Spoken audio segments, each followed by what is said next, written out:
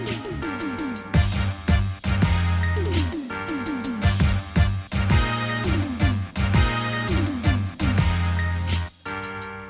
everybody, and welcome to That's Just Lola. This is your girl, Boundless Lola, and here go my girl, Mello. What's up? What's going on? Thank you guys for joining us once again on That's Just Lola. Just want to say thank you for viewing all of the episodes and sharing the episodes and making comments. I mean, y'all were making comments last week after we finished talking. Y'all were still talking about what gender fluid. I got all kind of comments about, and so we're gonna address you guys' comments before the end here about what you said about gender fluid. But again, welcome back to That's Just Lola.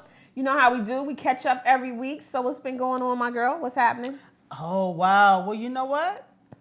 It was a good weekend. That's awesome. It really was because, first of all, well, for those of you who know or don't know, Memorial Day weekend here in D.C. is Black Pride.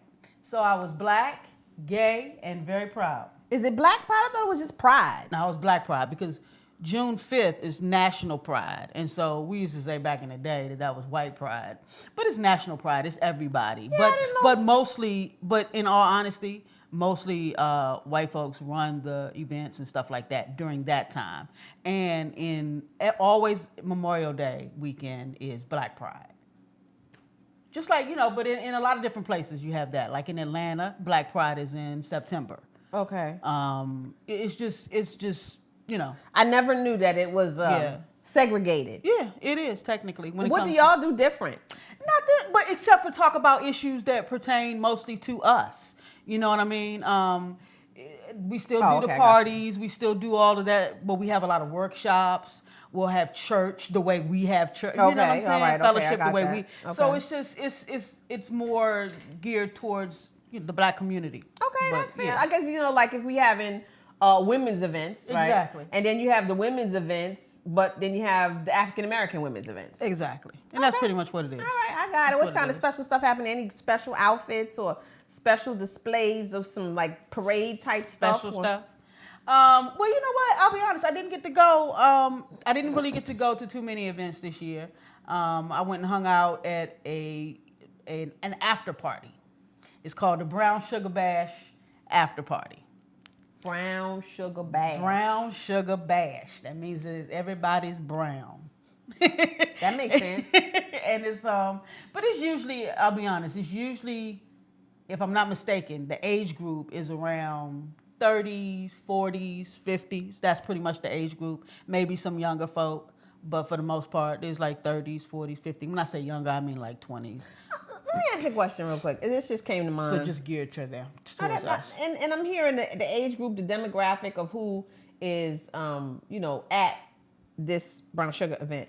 So in the heterosexual community, like one of the things that has been a challenge for me as I've gotten older is I'm used to being the cute, funny, smartest young girl in the room. Everywhere I ever worked, I was the youngest, the young, brilliant chick. I'm just saying it is what it is, right? And so as I've gotten older, it's been, look at this. So as I've gotten older, it's been a little more kind of sobering. Girl, because I am not the youngest girl in the room anymore. I do okay, Yeah, no, you still look good. I'm almost 50. I don't look like it. No, I got like good. less than, I ain't got that long. You look good. Well, thank you. And so in that, it's been like, kind of hard to swallow. So in the LGBTQ, LGBTQ, elemental P community. Do we have that? Whatever. Yeah, do y'all, as they get, because I heard you say, Yes. 30s, 40s, 50s. You did not say 60s. Oh, no, 60, 70. But I mean, I don't know. I guess after a certain age, sometimes people stop partying, so to speak. Okay, right. But it really is a very chilled, laid back atmosphere. That particular event, they had a go-go band. Okay, because it's DC, y'all. Because it's DC, right? And so it's not. You got ratchet no matter whether you straight, gay, or otherwise, this is right? true. So not the young ratchets. That's pretty much what that was. Okay. But to answer that question, yes. So it's like that too. So you gotta. Yes, because I've looked so you gotta worry about your boobies drooping and your ass drooping and you got wrinkles and. Well, take for instance when not that all my stuff is drooping. Let's no, you're get not that drooping. shit straight. You're okay, good. all right. Your stuff sits up. But when I was younger, you know what I'm saying? When I was a little bit younger and smaller, I was a little bit more tenderoni like. Yeah, you know, well, not so much tenderoni, but I was a little more suave. Okay. In my, you know, a little bit more swag. Yeah, I had some more swag, exactly. So, you know, within that, you know, I had to stop one day. As a matter of fact, I asked my girls, like, when did this happen? When did I gain weight? And when was I no longer the pretty boy? Because that's what I was. I was the pretty, quote unquote. When I say boy, I don't mean B-O-Y, B-O-I. I use that a lot, B-O-I. Yeah, because that's supposed to be girl boy, the girl boy. Okay. So boy, we learning some stuff up on here. Pretty boy. Yeah. You know what I'm saying? Whereas now, I'm a little thicker. Okay. You know what I mean? The swag is still there, but it's a different swag. Yeah, because you still got swag. It leans a little bit. Yeah, that's all right. You still got swag. You know, so it was just, whereas before I could walk in the room and the attention would be on me. I had people who would come up to me and immediately greet me by saying, you have a girlfriend, right? As opposed to, how you doing? Because they just knew. They just knew. And usually they were right. Yeah. But then it would be depending on who the girl was as to whether or not they wanted to keep talking. So how does that, so I know for me, because I'm not always. It's a wake-up call. Well, no, I mean, yeah. Because the deal is that, like I said, it can be kind of sobering. And, you know, we all walk around with these mantras, oh, I'm getting older and better. I'm more seasoned. Yeah, all of that, right? I'm not saying it's not true. I'm just saying that still you miss that. You miss being that girl. Like, I miss being that girl. I remember the first time, the last job that I was working for a new home builder. And I'm used to being that smart, high achiever girl that everybody wants to know, wow. And I wasn't that anymore. And it was kind of devastating to me. And there's a sister who is that. She's awesome, right? But she was that. She was 35, 33, 34.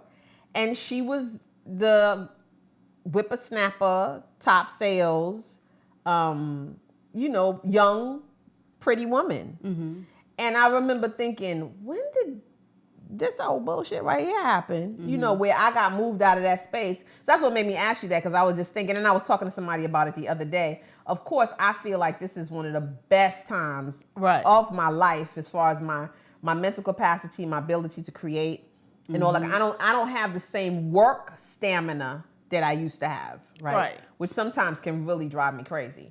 But because you want to be able to be hustling the way that you used to be, but you just really can't do that anymore. It just, that energy level, I forget that I'm not that 30-something-year-old anymore, and I try to keep up pace with these young girls, and then I have to stop and say to myself, hold up, you using this more now. Exactly. Right. You're working smarter and not harder, and I think that's the difference. Yeah. And that's the silver lining in all of this. You know what I mean? Right. That's the silver lining, not to look at it as a thing of, oh, well, we don't have that same this, that.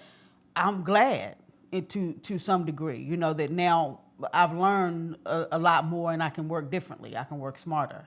I can go after things smarter. I still wish I had. Yeah, I know. I'm trying to make you feel better. But most of the time I'm good with it, because I'm good with the other day I posted on Facebook, there's a calm about me that I haven't ever had. You know, I think I remember you. Yeah, I told you, and I was talking to a friend of mine real recently, and I hadn't seen him in a while, and he was like, well, you kind of seem different, you know, because there's a calm about me now that wasn't present before. You know, I'm kind of hyper anyway, but the extra hyper is gone. And I even noticed it in watching the shows. Like, I'll watch the shows. You guys who know me, if you watch my shows, and watching the shows, what I'm talking about that has taken place has really taken place since we've started the show. Oh, cool. Yeah, so I can see the difference since we started the show to how that has kind of wind down. So, you know, it's real funny.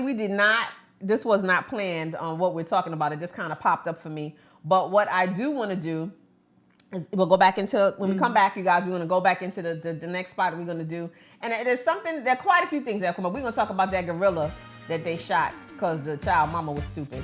And we'll also talk about, pertaining to what we were just talking about, I have ideas about people calling me ma'am when they're under a certain age. So we're going to talk about that. We'll be right back in a minute with some more That's Just Lola.